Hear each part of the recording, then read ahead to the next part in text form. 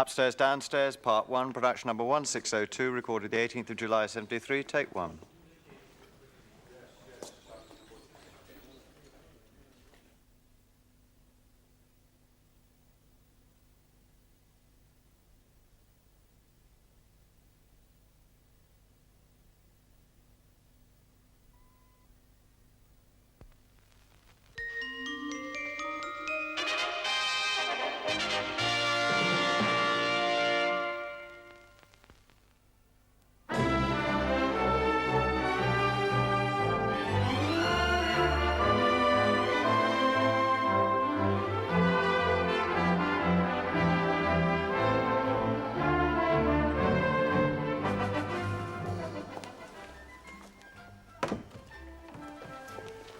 Oh, I'm just off.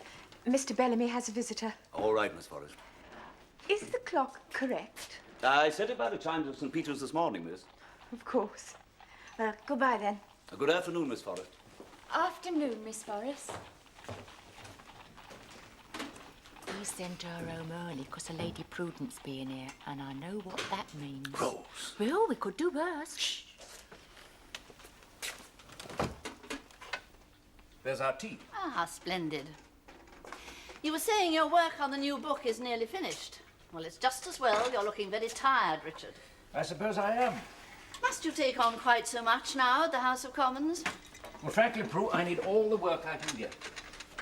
Otherwise, I'm inclined to sit about the place feeling sorry for myself. Yes, I do understand. There's nothing like plenty to do to distract the mind. I rather envy you. Since Archie died and Agatha married, my days seem dreadfully long. I actually look forward to a charity committee meeting in someone's drawing room. Thank you, Hudson. Even those worthy, charitable ladies in their silly hats are better than being left on one's own. I expect you'd like me to pour out. Oh, please, Prue, if you wouldn't mind. I'm not much of a hand with a teapot. Thank you for coming.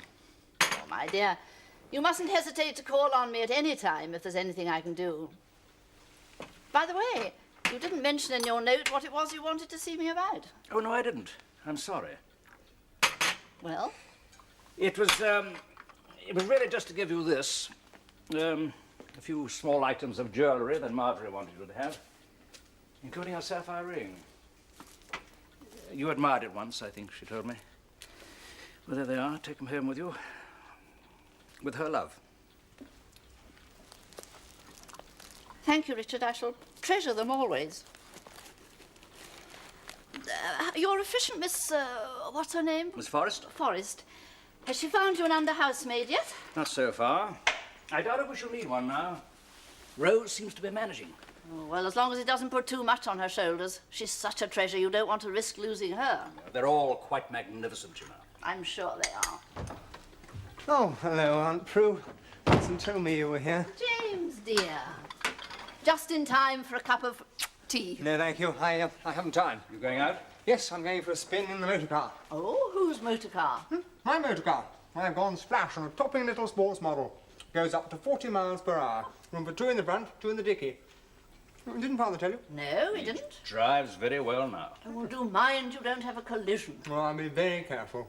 Well, if you'll excuse me, as to say, I shall be dining out, Father. I told Hudson. Enjoy yourself. Yes. Well, goodbye, Aunt Prue. Goodbye, James, dear. Good night, Father. Good night, James. Well, he seems cheerful enough. He's young. Will you dine alone? I shall go to my club. A nice, quiet game of bridge. Yes, I expect so. Any signs of James marrying yet? He's 30 now, isn't he? Well, it's a little early yet, a little soon after. It's 6 months now, Richard. Life has to go on. I suppose it has, for him. And for you. Yes. Now listen, Richard. As darling Marjorie's oldest and closest friend, I'm probably the only person in the world who can say this to you, and I'm going to say it.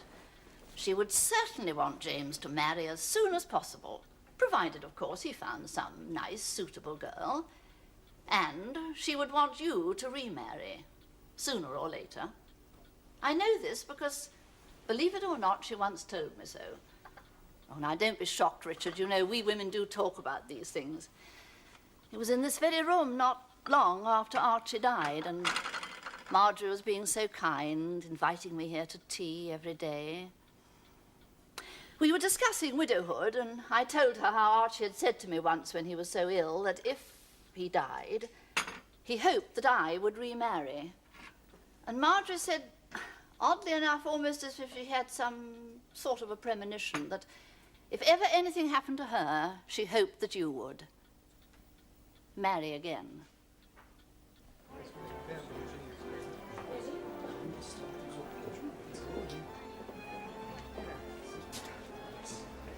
I thought the balcony might amuse you. One can look down like the gods on Olympus at all those pillars of the theatre and literature down below. Yes. It's fascinating. It's busy down there. It's like a railway station. Excuse me. Captain Bennett, sir? Ah, Hazel.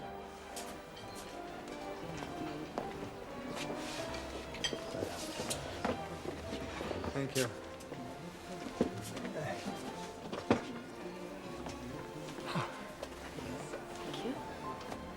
Are you hungry? I always have a good appetite, but I think the drive from Wimbledon has increased it. All that fresh air, eh? Well, it certainly brought the colour to your cheeks. You're looking awfully beautiful tonight, Hazel.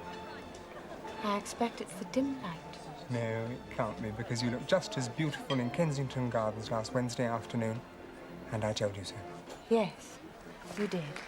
In fact, you know, if you stood dressed in sackcloth with your hair untidy against a grey brick wall in the pouring rain, you'd still look lovelier to my eyes than all those Watteau shepherdesses we saw in the Wallace collection on Sunday. What nonsense. Do you think we should order? Wine, sir. Yes, well, I suggest some warming consommé julienne after your Chile motor car journey, Sounds delicious. followed by the saddle of lamb. It's unequal throughout Europe, or so they say. I would love it. And when we go to the Russian ballet on Thursday, I shall take you to supper afterwards at Rule's. You're spoiling me, aren't you? And talking of ballet, I must say, I'm looking forward to seeing this Russian fellow. What's he called? Nijinsky. Nijinsky. I've heard he jumps 7 feet through a window into a girl's bedroom. Like Peter Pan, but he's not on wires. Think of that, 7 foot. Yes.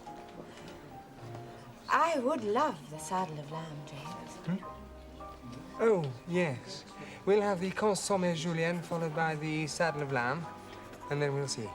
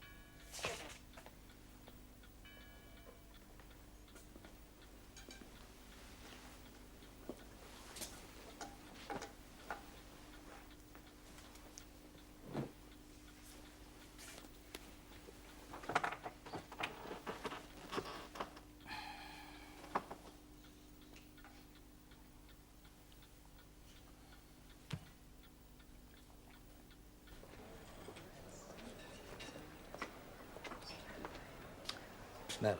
No, thank you. We mustn't stay out too late. As always. My parents do worry. And my mother will wait up for me when I'm out. Would she worry if she knew you were out with me, your employer's son?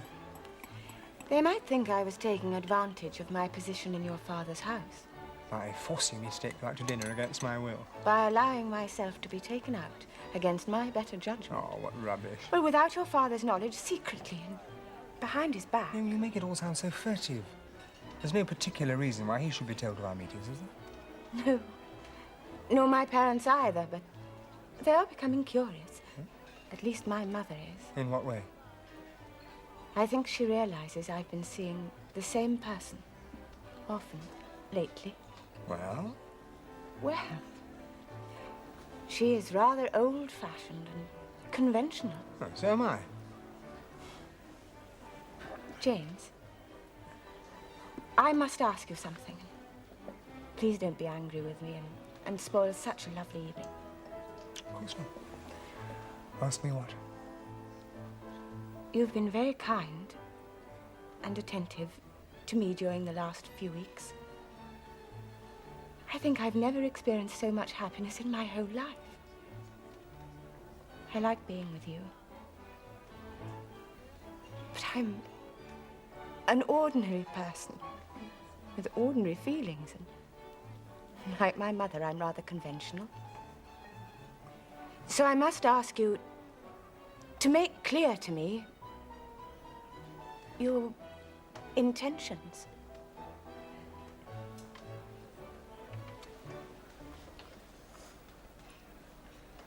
Dearest Hazel, I believe that I'm in love with you. I only say believe because I do so want to be sure. I only know that whenever I see you about the house, or when we're out together like this, my pulse races. I think you're the most beautiful girl I've ever met. And this is a little hard to say, but I must try and say it. Last April, when the news of my mother came and everything was so black and awful and hopeless, it was because you were there, with us, with my father, helping us, comforting us, stopping everything from going to pieces. But somehow I was able to bear it, knowing you were there. Someone sensible and cheerful to talk to. And so, you see, Hazel, I've come to look upon life without you as being quite appalling. I can only offer you my life and my love.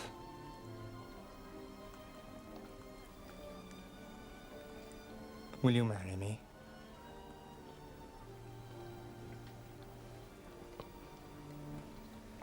Well, listen, there's no need to say anything if you'd rather not.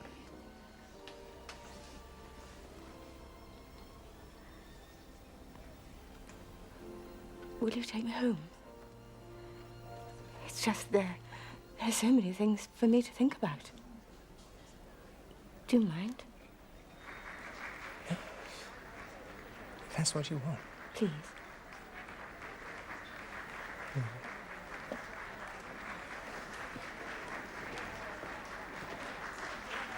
Isn't it a good idea to have bare marble tables down there instead of cloths? Yes, I suppose it's to save the laundry bill. Suppose it is.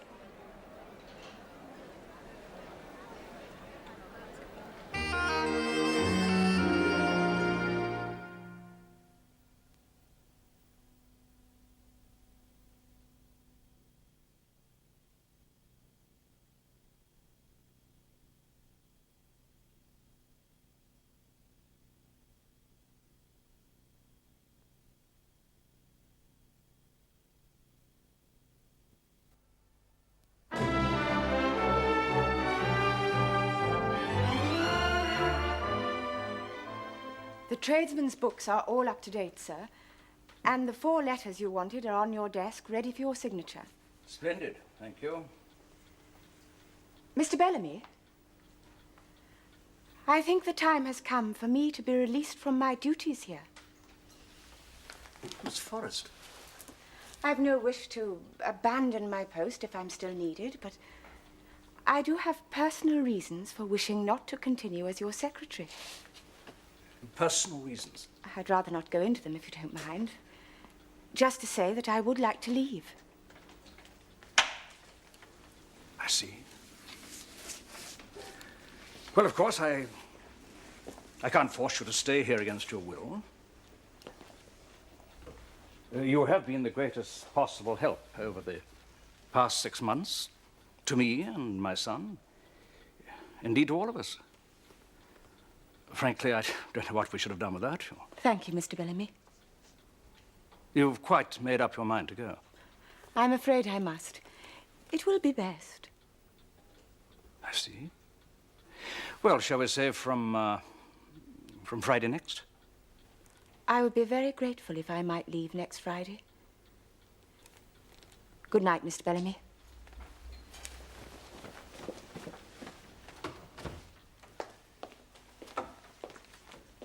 Good afternoon, Miss Forrest. Goodbye, Hudson.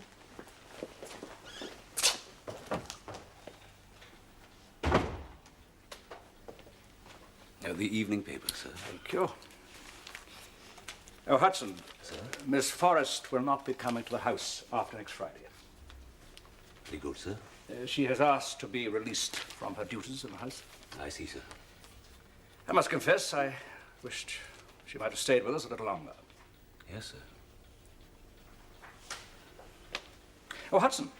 Sir? Has anyone, to your knowledge, upset Miss Forrest? Anyone in the household? Any of the servants? Not to my knowledge, sir. Indeed, the staff have lately become quite attached to the young lady. She appears to be dispatching her duties of, if I may so call it, a housekeeper, sir, most competently. There have been no complaints from the staff to date, sir. Well, we shall have to find a replacement for her. We shall have to advertise for one. Begging your pardon, sir, but I think the staff could manage now. It would not seem necessary to engage another person after Miss Forrest, sir. Oh? Well, if you're quite sure. Quite sure, sir. Thank you, Hudson. Sir.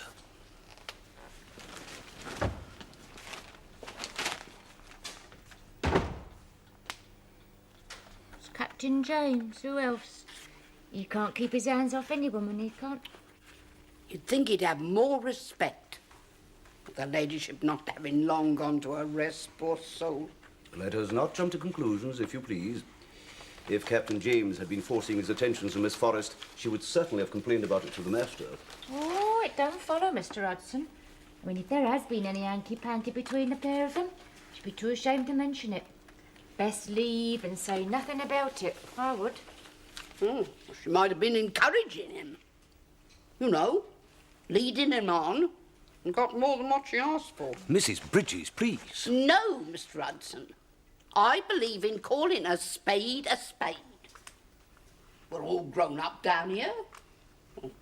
Except Ruby. She's too young and too stupid to understand. Look, I will not have this kind of talk below stairs. Is that understood, Rose? Yes, Mr. Hudson. Whatever we may think of Miss Forrest, she comes of reliable, God-fearing, middle-class stock. And I personally would not question her respectability. Oh? Then why is she leaving all of a sudden, then? That's what I want to know. Has it never occurred to any of you that the young woman may have personal family reasons for going? The illness of an aging parent or relative, a proposal of marriage, better paid employment elsewhere. The possibilities are legion, and it is not for us to speculate. Ruby? Yes, Mrs. Bridges? It's gone 10 o'clock. What should you be doing? Not speculating, Mrs. Bridges. I'll speculate you, my girl. You go and get our jug of cocoa and look sharp about it. Yes, Mrs. Bridges. 3 years that girl's been in this house, and every blessed time I have to tell her every blessed thing. I don't know, I'm sure. At least the poor creature is willing and honest, Mrs. Bridges. I suppose one must be thankful for such virtues in service nowadays. You ask me, you need to be a bit soft in the head to go into service these days. There's better jobs in workshops and factories. Oh, indeed, Rose. Then why are you still engaged here? Can you tell me that? Well, I'm beginning to wonder, Mr. Hudson. Her ladyship gone, Miss Roberts put away, Miss Lizzie thousands of miles away across the Atlantic. A strange woman interfering in my linen cupboard and no under housemaid to help out. I'm beginning to feel, well, I just don't seem to belong here no more. She's right, you know. Things isn't what they was. Aren't what they was, if you please, Mrs. Bridges.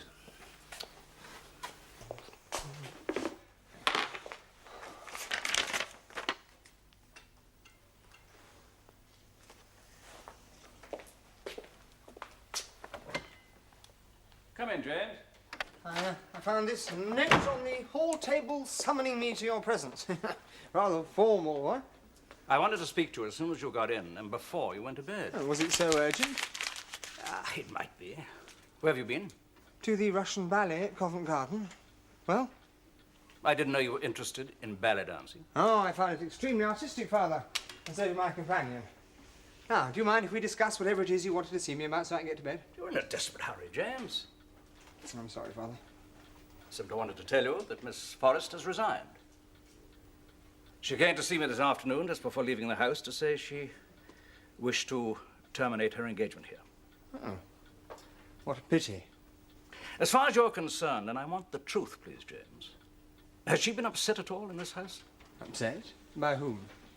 In view of what happened soon after Miss Forrest arrived here, I'm bound to ask whether it might have anything to do with you. Oh, there seems little point in concealing the truth from you now, so I may as well confess. What have you done, James? What have I done? I have fallen in love with Hazel, Father, and I want to marry her. That is what I have done. Hazel? Hazel Forrest. It's her name. Perhaps you didn't know. God help us. Well, Father, I realise that it's only 6 months since Mother died, but you said yourself that life has to go on. Miss Forrest is my secretary. Oh, what does that matter nowadays? And since when has a person's class mattered to you? You know it never has. Not of itself. There can be difficulties. You know damn well there can be. Look what happened when you brought that wretched girl home from India. Ah, now, Phyllis was different. Was she? Well, she was... I wasn't in love with her, not really. You told us you were, your mother and me. You thought you were. Yes, well, this time I am. For certain. I wonder. Phyllis was a perfectly pleasant, respectable girl. But she didn't fit in. You said so yourself. Do you think Miss Forrest is going to fit in? Fit in? She's practically running this house already. But that's no reason to... James, how can I take you seriously? Your record with the opposite sex is not exactly promising. I'm 3 years older now, Father. And much wiser, I hope. Hazel and I have been going out together for some time. Oh, have you? Wasn't that rather deceitful of you both? I insisted that we keep our meetings a secret. It would seem from your attitude that I was justified. It's unthinkable, James, for many reasons. Father, you are forcing me to remind you that I'm my own master now. I have quite enough money to marry on. Your mother's money? I'm sorry. Have you proposed to Miss Forrest yet? Yes. And has she accepted you? No, not yet. She wants time to think. It's quite natural. And if she does agree to become your wife, where do you propose to live? In this house. With your permission. After all, there's plenty of room for us both. And I am paying most of the bills now, as you and Sir Geoffrey proposed. And I agreed. Willingly. It's late. Father, we would appreciate your blessing. James, you are your own master now.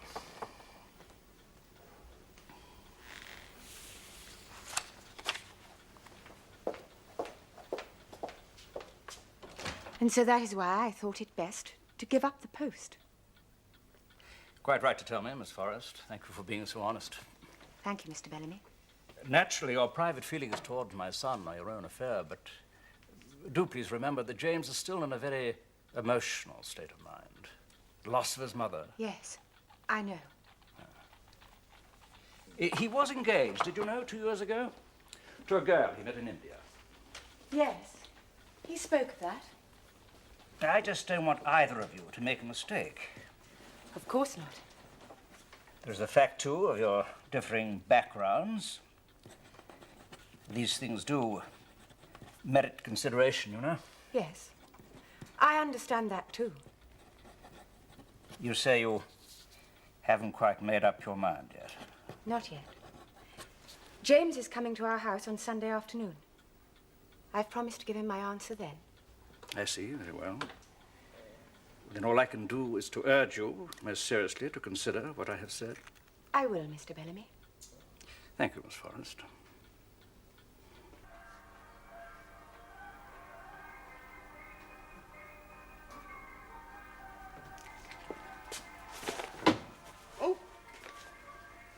I'm sorry to disturb you, Mrs. Bridges. I was looking for Hudson. Well, that's all right, Captain James. I'm afraid he's out. He's gone to an afternoon church service. Oh, well, I mustn't disturb your Sunday Oh, afternoon. that's all right, Captain James, I'm sure. Is there anything I can get you? Do you know what, Mrs. Bridges? I'd love a cup of tea. Would you, Captain James?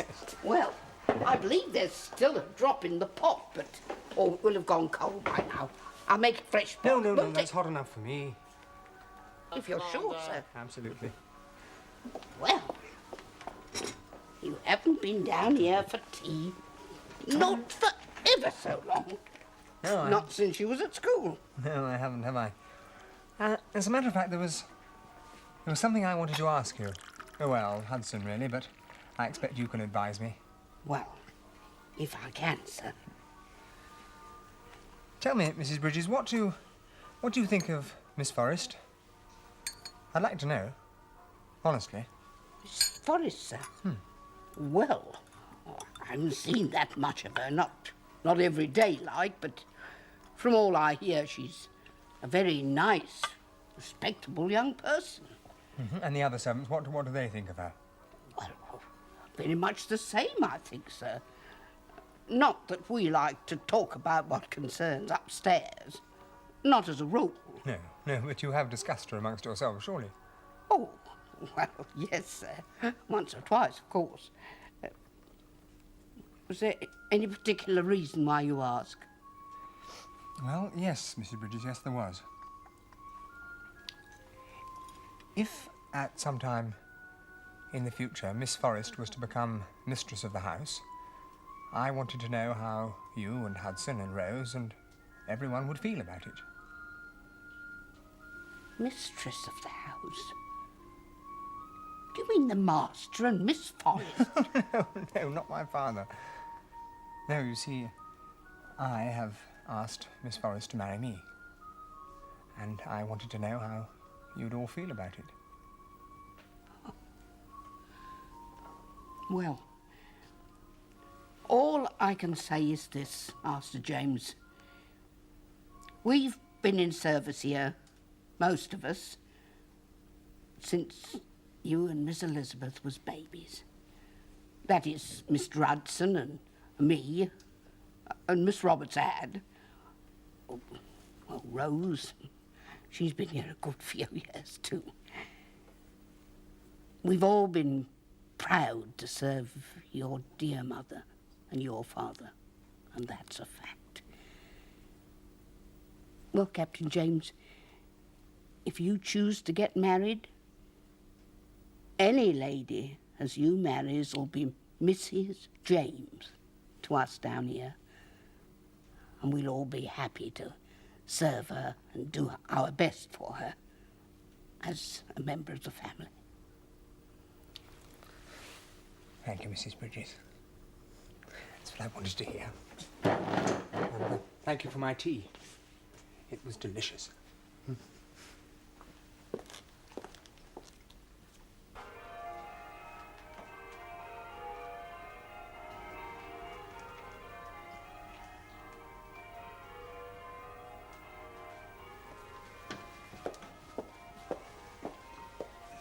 If he doesn't come soon, we shall be late for church.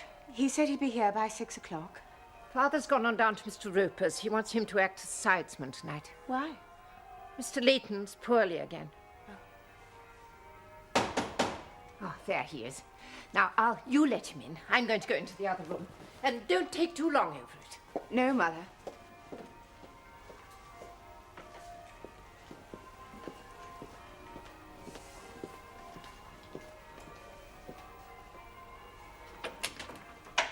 Hello. I'm sorry I'm late. I got lost in Putney and had to ask a bobby. Oh, you're soaking wet. Let me take your coat. It's raining cats and dogs out there. I can hear it. Well, it makes driving very dangerous. One's inclined to skid, you know, in the tram lines. I suppose so. Yes. Won't you go in? Oh, yes, thank you.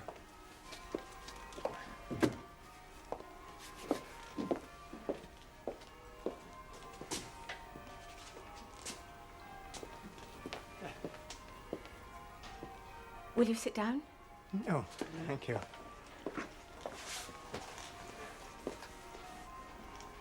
Well? James, I'm very fond of you. I've never concealed it. And I know that I should have said this much more definitely in the first place. But there are reasons why I can't marry you. Hazel, I've thought it over very carefully, and I've discussed it with my parents.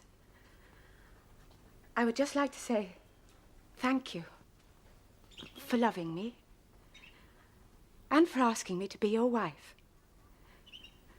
But I must refuse your offer. Hazel, I don't understand. Please, You James, seem... go home. Hazel, this Forget is about absurd. me. I'm sorry, James. I love please. you. There is no more to be said.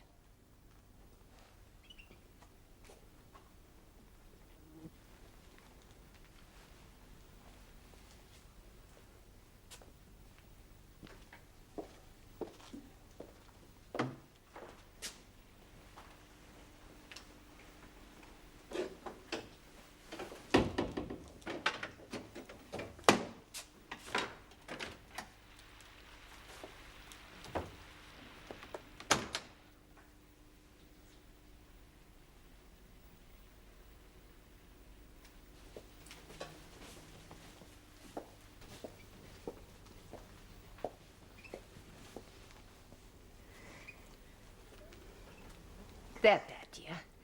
It's all finished now. You get over it. Never. Oh, of course you will, dear. You stay here with Mother where you belong. Safe from prying and inquisitive people. And remember all we've done for you, your father and I. And the promise you made us. Remember? Now, you forget all about young Bellamy. There's a good girl. How do you know they would have minded? How can we ever know now? Not telling them. But of course they would have minded, dear.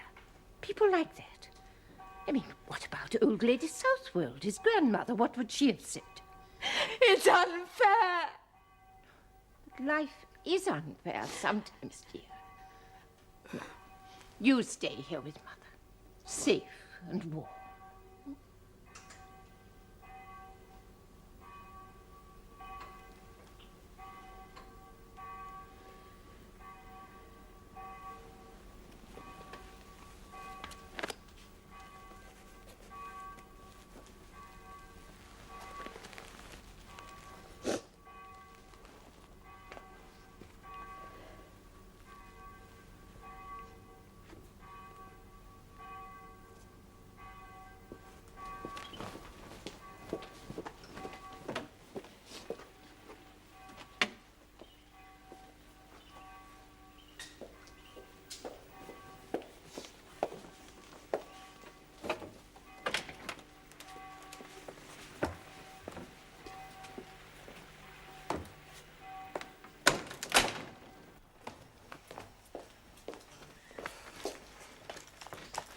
James?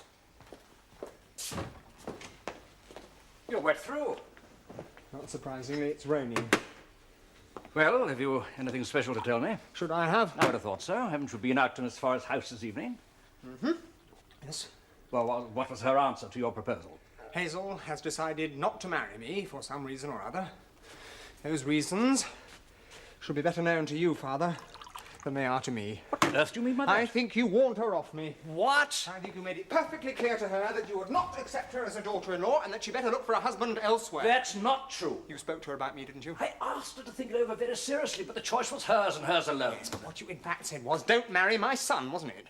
How could I possibly say that? You're of age, you're independent. Yes, but you knew she was far too loyal to go against your wishes. Nonsense. Yes, but whatever it was you said, Father, you've just about wrecked my chances of happiness.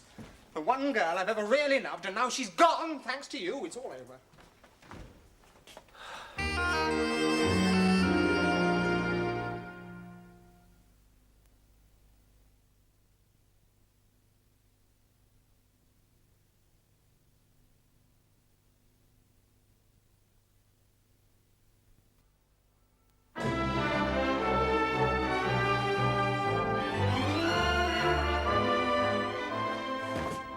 Mr. Hudson, she's still here.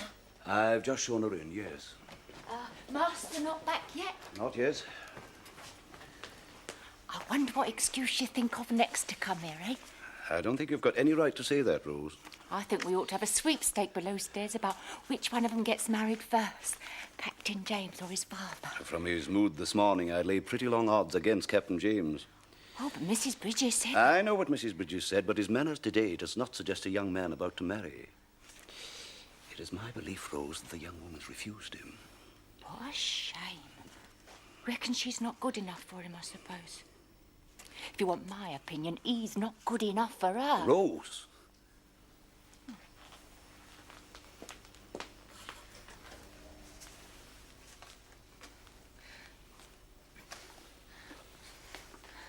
Mr. Hudson, can't manage.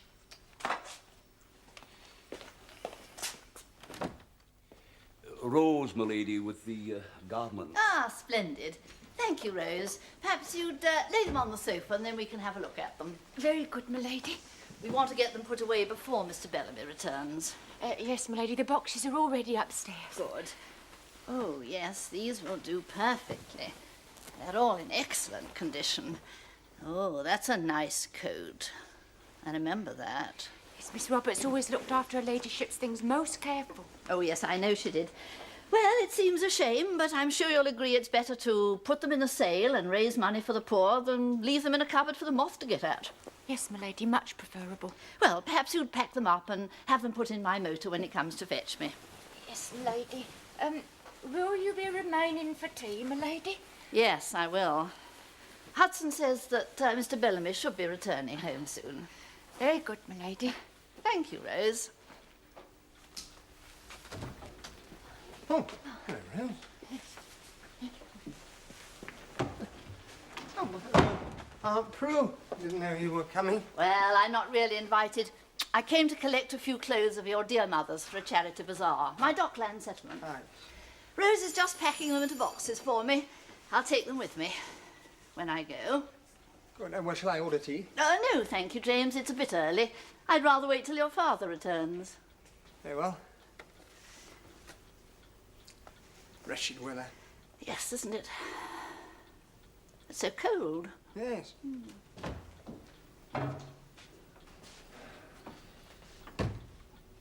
Excuse me, sir. There's a Mr. Forrest to see you. Mr. Forrest? Mr. Arthur Forrest, sir. You'd better show him into the study, Hudson. Very good, sir.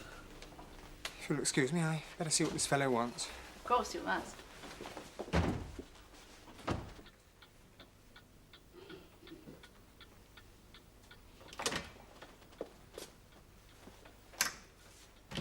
Mr. Forrest? Yeah, that's right. You must be Hazel's father. I have been to your house twice, but we didn't meet, did we? No, sir. Hazel's all right. There's nothing wrong. Oh, no. It's just that I wanted the word with you in private, sir, if you wouldn't object. No, of course. Oh, will you sit down? Thank you. This is the room where your daughter did her typing and helped my father with his book. Ah, yes. What was it you wanted to speak to me about? Well, first of all, sir, neither Hazel nor her mother know I'm here, so I'd appreciate it if you would keep my visit confidential. Of course. And please don't call me sir. It's rather formal, don't you think? Very well. I'll come to the point, Captain Bellamy. Please do. There are things you don't know about our daughter. Things she's never spoke about, not to anyone. When she was just 19, training to be a teacher she was then, she met this young fellow, Patrick O'Connor. He was a clerk in the post office near our home. We lived in Putney then. I won't go into all the details. He seemed a nice enough chap, clean, well-spoken. She brought him home once or twice. Well, he could have fooled anyone. In what way? Well, in the spring of 1902, my daughter married O'Connor and went to live in Newcastle, where he'd been sent by the post office. They didn't have much money, but we helped them a bit. It then seems that he started drinking. She didn't say at first. We didn't see too much of her. But she wrote to her mother most weeks, and between the lines, you could see the girl wasn't happy. She stuck it out for a few months, but then things got worse. He started beating her, Captain Bellamy, knocking her about, calling her filthy names. He got in these tempers when he was on the drink, you see. And there were other women. Well, one night, very late, they had a dreadful fight. He was like a madman. Next day, Hazel came home with all her things in a trunk. She'd left him and got the train. She was ill, worn out, and frightened. Well, the wife got her to bed, and when she undressed her, there were these marks all over her body. Bruises and wheals and that. He'd struck her with his belt, you see, and the buckle had... Yes, I understand. He would have killed her if she'd stopped there. Did you go to the police? I was in favor of it, but Hazel refused. Didn't want that kind of trouble. But they gave her a divorce. It cost her mother and me nearly all our savings. Oh, that's scandalous. Well, we sold our house in Putney. Well, the neighbors would have got to hear about it, you see, and we'd have been outcasts, having a daughter who'd been through the divorce courts. So we moved to Wimbledon in 1904, where nobody knew anything about us. Hazel went out and found herself work with her typing in that, and she went back to her maiden name, of course. We never spoke of the marriage, nor of Patrick O'Connell ever again. That was in the past, all forgotten. Why didn't you tell me? I thought I knew her.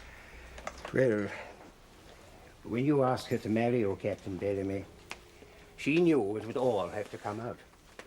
Well, her mother had said it would. On the marriage certificate, you see, she would have been put down as Hazel Patricia O'Connor, Nee Forest. And her mother persuaded her that your family would never accept her, not the kind of people they are. Last night, after church, she locked herself in her room. She cried all night. She's in love with you, Captain Bellamy. I know that much. And I'm in love with her, Mr. Forrest. And I want to marry her. Well, I said to the wife, if you were the man for her, you would not let it make any difference. When can I see her? If I came to your house, Well, would that be... any time. She hasn't found any work yet. Best that you see her when her mother's out there. And when is that? Well, Mrs. Forrest will be at the shops tomorrow morning, about 10, just for an hour. I shall be at work myself, of course. I shall come then. Short fella, isn't he? He's got a sort of look of her about him, though. He looks a bit upset, doesn't he? Angry more like. Now then, what are you two gawking at? Oh, Miss Forrest's dad just leaving. Indeed, Ruby. And how, pray, did you know that Miss Forrest's dad had been to call? Rose said so. And from the look on his face, Captain James was in trouble again. Yeah, in what way, Rose? Well, first he tells Mrs. Bridges he's going to marry her, then he's all glum and down in the mouth, 'cause his father forbids the wedding. after he's asked her, if you get my meaning. You seem to possess an intimate knowledge of the matter, Rose. Perhaps you would care to describe word for word just exactly what has passed upstairs between Captain James and Mr. Forrest. Oh, I will if you like. Leastways, I can guess. Indeed. Yes, well, first he asks her to marry him, then he says he won't, thus breaking her heart. Then her father comes here to tell them that they're gonna take him to court, see, for breach of promise. That's what they'll do, all right. And Captain James will have to pay a lot of money, because he'll have to pay her off, see, if he won't marry her. You have a fertile imagination, Rose. I'll see that for you. Oh, thank you, Mr. Hudson. Mr. Hudson? What is it? Well, it's not for us to speculate. Is it, Mr. Hudson? Quite right, Ruby. Fetch another scuttle of coal. And Rose, go and draw the landing curtains or something. Look sharp now. Oh, poor girl, how dreadful. Yes, but it doesn't matter nowadays. I mean, it's not a stigma, is it? Well, not in our circles, James, but then divorce is becoming fashionable and we tend to set the fashions. Of course, the day may come when every other couple in Putney or Wimbledon will have been through it, but for the moment, I'm afraid, in those middle-class bastions of suburban propriety, a divorce in the family is little better than having an uncle hanged for murder. One just doesn't speak of it. Yes, well, I'm going to speak of it.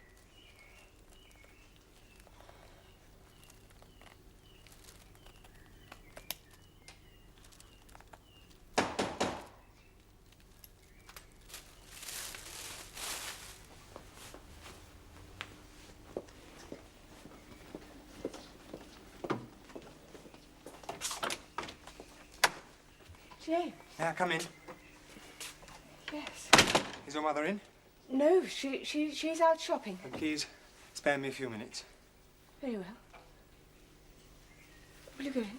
Thank you.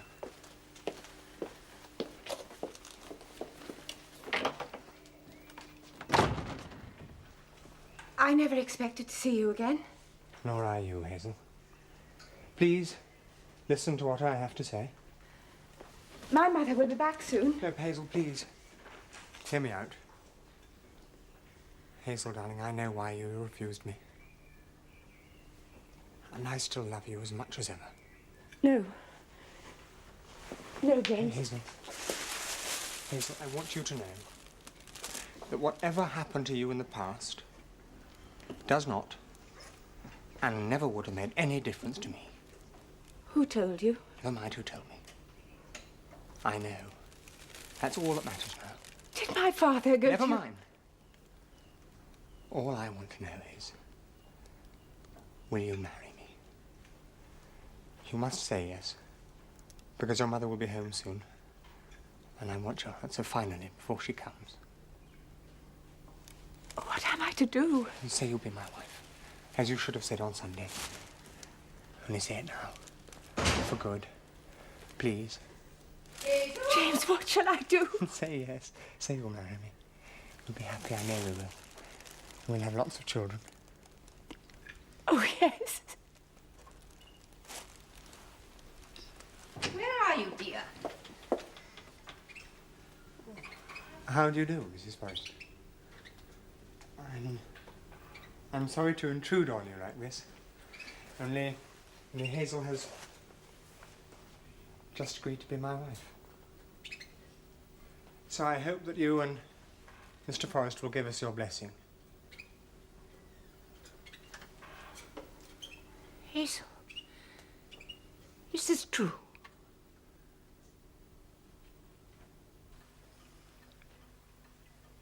Aye, they look suited enough, I suppose. Well, we shall just have to wait and see, won't we? Suppose it'll be another commotion. Like I said, everything's going all topsy-turvy these days. Morning room. Shall I go? There now, it's gone 11, and I've forgotten the grog tray. It's not like Mr. Hudson. He's tired.